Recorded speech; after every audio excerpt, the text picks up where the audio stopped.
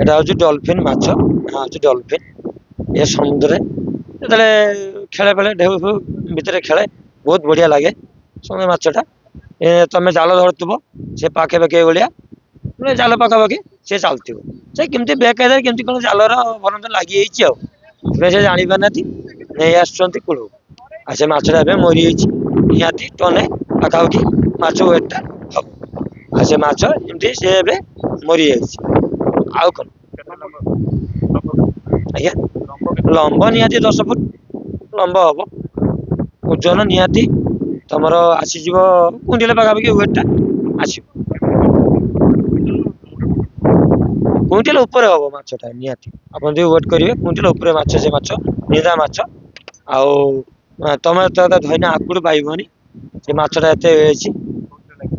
ଏମିତି ଜାଲ ଯେ ଆମେ ସମୁଦ୍ର ଜାଲ ଫିଙ୍ଗୁଛୁ, ଜାଲ ସମୁଦ୍ରରେ ସେଇ ମାନେ କାଛି ଯେ ବଲଗୁଡି ଆମେ ଜାଲ ଗୁନ୍ଥା ହେଇଛି ବଲଗୁଡି, ସେ ବଲଗୁଡି ଦିହର ସେ କେମିତି ପାଗେଇ ଯାଇଛି ତା ନାଞ୍ଚଟା।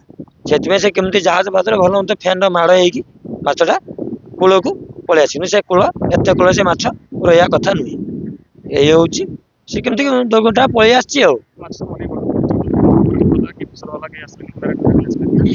କାହିଁ ମୁଁ ସେମିତି କାହିଁ ଦେଖିତେ ପାଉନି, କି ଆସୁଛନ୍ତି ନ ଆସୁଛନ୍ତି କାହିଁ ମୁଁ ସେମିତି କହିପାରିବିନି।